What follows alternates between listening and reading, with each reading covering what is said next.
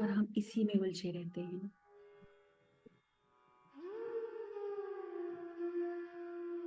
अपने मन को जानना है।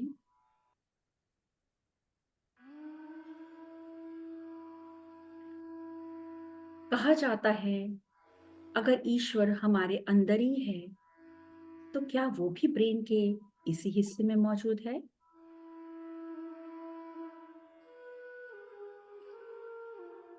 तो क्यों ना हम अपने ब्रेन के फ्रंटल पार्ट जिसे बोलते हैं उसी के अंदर अगर हमारा माइंड का सेक्शन 1 आता है जिसमें 4 सेंटर्स होते हैं, तो चलिए आज हम अपने उन्हीं सेंटर्स को जाने।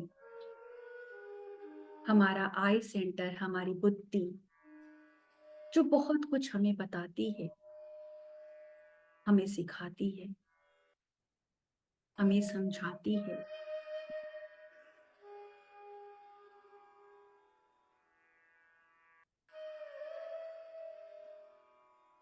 उसको जानने का प्रयास करते हैं,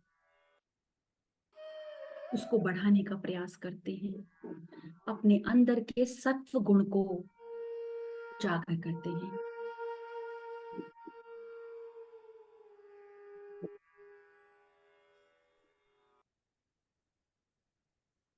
दूसरा सेंटर है हमारा भावनाओं का क्षेत्र। क्यों हम इन भावनाओं में बह जाते हैं? क्यों हम अपने ऊपर कंट्रोल नहीं कर पाते? क्यों हम किसी की बात को इतना अधिक अपने अंदर ले लेते हैं, दुखी हो जाते हैं, रोते हैं, परेशान होते हैं? क्या हम इतने कमजोर हैं? नहीं। इससे ऊपर की भी जो भावनाएं हैं, प्रेम, पवित्रता, दयालुता, करुणा, क्या हम उसको नहीं बढ़ा सकते?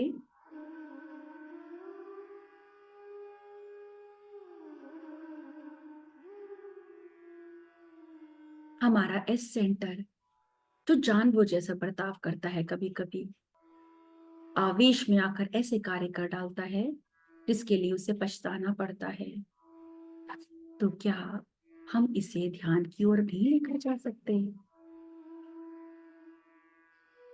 क्या अपनी दृढ़ इच्छा शक्ति से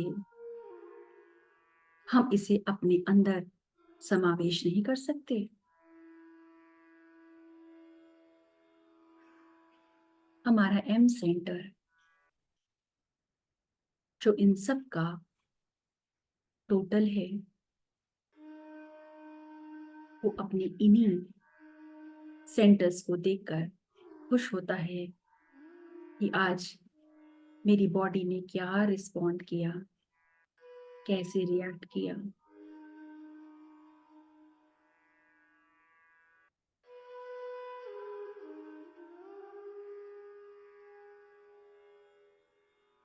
गहरा लंबा सांस, फिर छोड़ेंगे। ये श्वासों का आवागमन बहुत कुछ हमें बताता है, बहुत कुछ हमें सिखाता है। मगर जब यही श्वास तेज चलती है तो हमें अपने आईएसएम सेंटर का भान नहीं रहता। हम हमको हमारा ही भान नहीं रहता। हम ऐसी हरकतें कर डाल देती हैं जो अवेयरनेस में नहीं होती, जिसके लिए हम बाद में पछताते हैं, हम कमजोर हो जाते हैं। इसीलिए आज से, अभी से हम अपनी श्वासों के ऊपर ध्यान देंगे, अपने आईईएस सेंटर को मजबूत बनाएंगे, अपने सेक्शन 1 को इस काबिल बनाएंगे कि वो सेक्शन 2 बी में प्रवेश कर सके, जहां पर खुद हमारे गुरु, हमारे मास्टर, हमारे डिवाइन एनर्जी हमारा वेट कर रही है, हमारा इंतजार कर रही है। वो हमें बहुत कुछ सिखाना चाहती हैं, बहुत कुछ बताना चाहती हैं।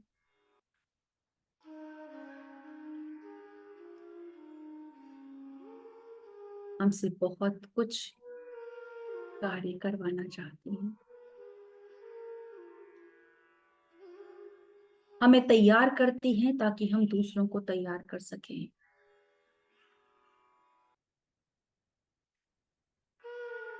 खाली हमारा जीवन खाना पीना सोना ही नहीं होना चाहिए। इसके अलावा इस जीवन में हमारे आने का उद्देश्य क्या है वो हम सबको मालूम होना चाहिए। तो जैसे ही हम अपने सेक्शंस और सेंटर्स को जानते हैं, हमें सिद्धियां प्राप्त होती हैं। हम एस्ट्रल ट्रेवल करते हैं, हमारा थर्ड आई एक्टिवेट होता है, कुंडलिनी जागृत होती है। ऐसी चीजें, सूक्ष्म चीजों का पता चलता है जहां पर हमें कार्य करना होता है। इन शक्तियों को लेकर बैठना नहीं है, इन शक्तियों का सदुपयोग करना है मानवता की भलाई के लिए। तभी हम जाकर अपने डिवाइन फ्रैगमेंट में मर्ज हो सकते हैं, उनसे मिल सकते हैं, वननेस की पोजीशन को पा सकते हैं। हम निरंतर अपने विचारों को देखेंगे, उन्हें लिखेंगे। जहां पर भी हम भटकेंगे, हमारे अंदर विचारों का भटकाव चलेगा, तो हम तुरंत उससे बाहर निकल आएंगे। सही समय पर खाएंगे, खाने की मात्रा को कम करेंगे धीरे धीरे, सही समय पर सोएंगे,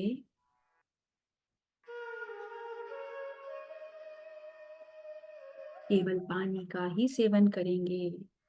इसके अलावा जो शुद्ध जल है, जल ही जीवन है, वही हमारी ऊर्जा को बढ़ाता है। हमारी चेतना का विस्तार करने के लिए हमें इन सब चीजों का पालन करना होगा। आने वाले कोडेड इम्पल्सेस को किस तरीके से डिकोड करना है, इसके लिए भी हमें प्रयास करना होगा। क्या देखना है, क्या सुनना है, क्या बोलना है, इस पर भी हमारा कमांड होना चाहिए। तभी हम अपने 2-4-8 रेशो को 5-2-2-1 कर सकते हैं।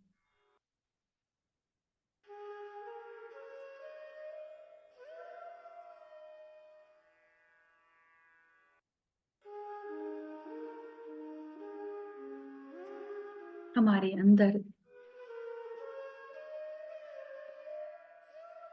विचारों में भी सबसे पहले प्योर माइंड स्टेट होती है, शुद्ध विचार, शुद्ध चैतन्य। लेकिन हम उसको बोल नहीं पाते, सप्रेस कर देते हैं। तो आती है थॉट्स एंड फीलिंग्स उसके बाद। फिर उसके बाद जो विचार आते हैं उसका तो कहना है क्या, और वैसे ही भावनाओं को लेकर आते हैं, जिसके अंतर बाद हम एक्शन करते हैं। वो एक्शन हमारे लिए बहुत ही खराब होता है, जो हमारी कॉन्शियसनेस को नीचे की तरफ ले जाता है। हमेशा अपने अंदर चलने वाले विचारों के चारों स्टेजेस को देखें और कोशिश करें कि अपने फर्स्ट और सेकंड स्टेज पर ही रहें, जो है कि प्योर माइंड स्टेट और थॉट सप्रेस्ड।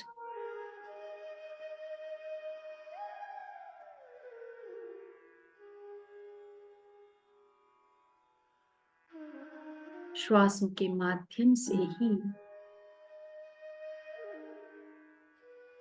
हम अपने आप को और बेहतर बना सकते हैं।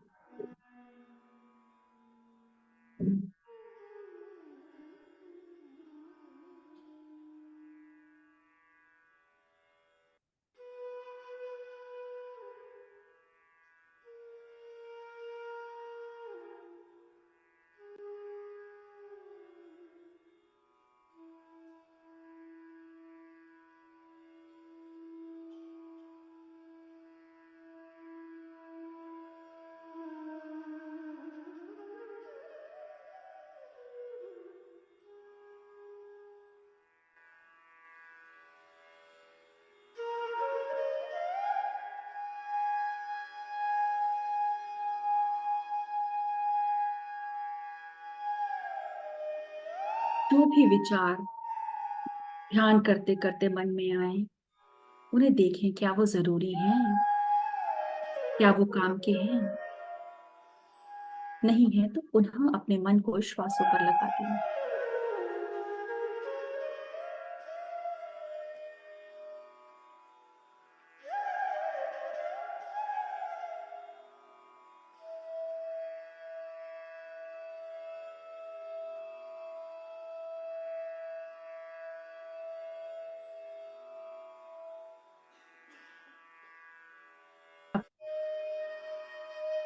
आप प्यार भरी मुस्कान के साथ धीरे धीरे अपनी आंखों को खोलेंगे।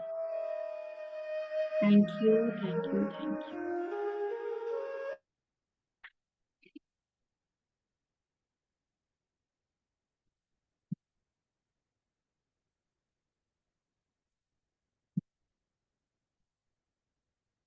उम्मीद करती हूँ आप सबका ध्यान अच्छा गया होगा।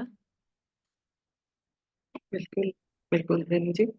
अ, जो जो आपने 45 मिनट में पढ़ाया, शायद 5 मिनट में इस ध्यान के द्वारा वो निकल। हमारे भीतर दोबारा गया, ऐसे लगा। बीच में तो मैं बहुत अंदर चली गई थी, लेकिन चूंकि इसका भी ध्यान रखना पड़ता है। जी जी। लेकिन हाँ, बहुत गहरा ध्यान। और आपको भी मैंने देखा कि आप काफी गहरे से, मतलब बहुत अच्छे से ध्यान करा रहे थे। तो रेणु मैम, अगर आप तो जब आपके पास ये किताब आई, या जो सहर उनके पास ये किताब आई, तो आपने अपने जीवन में क्या, मतलब जो परिवर्तन, जैसे लिखने का आपने अपनाया, या आपने सभी अपनाए, या एक एक करके अपनाया, क्या आपकी सलाह रहेगी? मैंने ज्यादातर तो इसमें यही जो मैंने इसके अंदर अपनाया वो ये था कि मैं पहले कोई भी इमोशंस आते थे तो मैं तुरंत रोने लगती थी, और दो दो तीन तीन दिन तक उसी में रहती थी। मतलब बोलती नहीं थी ज्यादा, लेकिन उसको लगा कर रखती थी। तो इस बुक्स को पढ़ने के बाद तो धीरे धीरे मैंने उन इमोशंस को लिखना शुरू किया। फिर मैंने देखना शुरू किया मैं कहाँ गलत थी, कहाँ मेरे से गलती हुई, मैं ठीक कहाँ कर सकती थी। और अगर नहीं ठीक कर सकती थी तो वहीं पर उसको छोड़ देना बेहतर था। जो जैसा है उसे वैसे स्वीकार करें।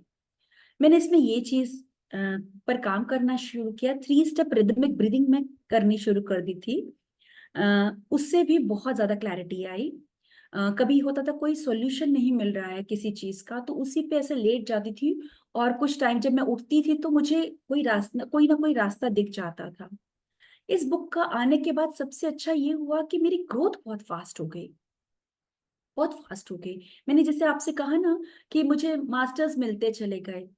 और जब भी मुझे कुछ लगता कि मुझे जानना है और समझना है और पढ़ना है तो कोई बुक मुझे गिफ्ट कर देते थे कोई। तो मेरे एक अच्छी खासी एक लाइब्रेरी बन गई उसके बाद से। और कहाँ मैं पहले बुक पढ़ती थी लेकिन कम पढ़ती थी, लेकिन पढ़ने का मेरा शुरू से ही शौक था। अब तो देखिए पतली जितने भी हमारे पीएसएसएम में पीएमसी में बुक्स हैं वो सारी मेरे पास हैं। कोई ऐसी बुक नहीं है जो नहीं है। और उसके अलावा भी जो भी मुझे बुक्स अच्छी लगती है या कोई रिकमेंड करता है तो मैं जरूर ले लेती हूँ। जी जी जी, वो वाली स्थान पे आप पहुंच चुकी हैं जहाँ टीचर्स ही आपका हाथ पकड़ के, मतलब अनकॉन्शियसली आपको बाहर लेके जा रहे हैं, है ना? हाँ जी, वो भी लगता मतलब है। और मुझे किताबों के जरिए। किताबों के जरिए। और कहीं पर भी जैसे कोई आंसर नहीं मिलता है तो वो तुरंत कोई ऐसे ही पेज पलट लेते हैं ना, और अचानक पढ़ना शुरू करती हूँ, या टीवी के सामने या कहीं कोई गाना बजने लगता है। अच्छा, इस जन योगा पे मैंने बहुत गाने बनाए, बहुत गाने बनाए। तो मतलब जब मैं ई और एस सेंटर को लेती थी तो मैं कोई गाना इस पे कर देती थी कि बहुत अच्छे अच्छे मेरे को गाने आते थे। अभी भी कहीं लिखे हुए हैं मैंने। तो मैं उसको जरूर हर सेशन पे, मेरी आदत है कि मैं गाना सुनाते सुनाते, अगर मीनाक्षी जी जानती हैं तो उन्होंने सुना होगा कि चाहे वो कलर थेरेपी हो चाहे सजोगा, गाना तो जरूर होता ही होता था। यहाँ भी हो जाए दो शब्द इरशाद। हम्म, अनघा जी तो हमारे सिंगर हैं यहाँ ग्रुप में, अगर कौन? दो शब्द। अनघा कुलकर्णी है, जो आप नाम अच्छा देख जी। रही होंगी। हाँ तो हाँ। प्लीज प्लीज उनको बोलिए ना थोड़ा सा। नहीं, मैं पर ये तो तो अपना गाना मतलब सीख रही हैं, तो ये इनका मतलब जो भी ये सीख रही हैं वो है। आप तो बोल रही हैं कि आपने इस किताब में से गाने बनाए हुए हैं, वो मैंने, हाँ, जैसे ई और एस सेंटर का बनाया तो ई के अंदर ऐसे डूब जाते हैं लोग कि एस भूल जाते हैं। जैसे इसमें एक मुझे याद आ रहा है, तू जहाँ जहाँ चलेगा मेरा साया साथ होगा, तू जहाँ जहाँ चलेगा। तो ऐसे इसके अगर स्टैंजा करें तो बहुत सारे ऐसे हैं। तो इस तरीके से जब भी मैं पढ़ती थी तो मुझे गाना याद आ जाता था इसके ऊपर। वाह, आपकी तो आवाज भी कितनी मधुर है। आप दोबारा जरूर जरूर आइएगा। एक और कोई प्रश्न पूछना चाहे या मैम जी को धन्यवाद देना चाहे, प्लीज अनम्यूट करके अपने आप धन्यवाद दें। जी ठीक। मधुलन जी। थैंक यू रेनू मैम, आपका वॉइस बहुत स्वीट है मैम। आप तो हाँ। पूरा सिंगर हो। इतना अच्छा लगा आपके साथ ध्यान करके। इतना सुंदर किताब है ये मैम, इसके बारे में और भी जानना चाहेंगे। बहुत अच्छे से समझाया आप। जी बहुत बहुत धन्यवाद। फिर थैंक से आइएगा जरूर। जरूर। जरूर थैंक जरूर आइएगा, यू सबकी वॉइस तरफ मैम। से सभी मास्टर्स जो जुड़े हैं, ब्यूटीफुल फरीदा, वॉइस मैम। माला, कल्पना जी, मधुलिन जी, शुभांगी, मीनाक्षी, सभी, अनघा, सभी की तरफ से मैं आपको बहुत दिल से धन्यवाद देना चाहती हूँ। थैंक दोबारा से सुनेंगे आपको, और सभी को मैं बता दूंगी किस दिन नेक्स्ट सेशन होगा। जी बहुत बहुत धन्यवाद। और मधुर थैंक संगीत, गाना यू। और ज्ञान और जो ध्यान हमने किया, zen हमने किया। हाँ जी धन्यवाद। Thank you so thank you. Much. Thank you.